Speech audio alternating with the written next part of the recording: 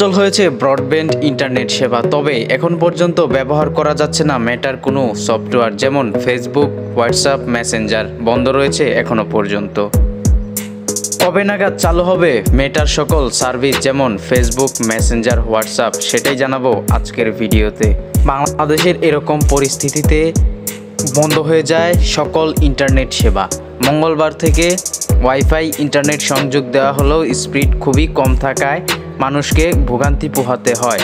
তবে বৃহস্পতিবার থেকে ওয়াইফাই স্পিড বাড়ানো হয়েছে, সুতরাং এখন থেকে গুগলের সকল সার্ভিস স্বাভাবিকভাবে ব্যবহার করা গেলেও ফেসবুক, হোয়াটসঅ্যাপ, টিকটক, মেসেঞ্জার এই সফটওয়্যারগুলো ব্যবহার করা যাচ্ছে না।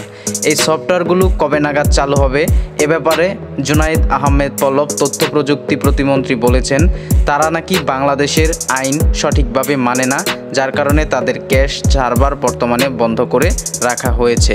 তাদের সাথে বৈঠকে বসবেন জুনায়েদ আহমেদ পল্লব ও আইসিটি প্রতিমন্ত্রী।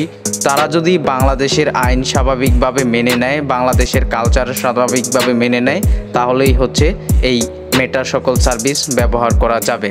তাই বর্তমানে এই সকল সার্ভিস বন্ধ রয়েছে, তবে গুগলের সমস্ত সার্ভিস বর্তমানে ভালোভাবেই ব্যবহার করা যাচ্ছে ফুল স্পিডে। তবে এখনও অনেক গ্রাহক ভিপিএন ব্যবহার করছেন মেটার সকল service, Facebook, WhatsApp, TikTok, Messenger. তবে বন্ধ রয়েছে বাংলাদেশ সার্ভার থেকে মেটার সকল সার্ভিস।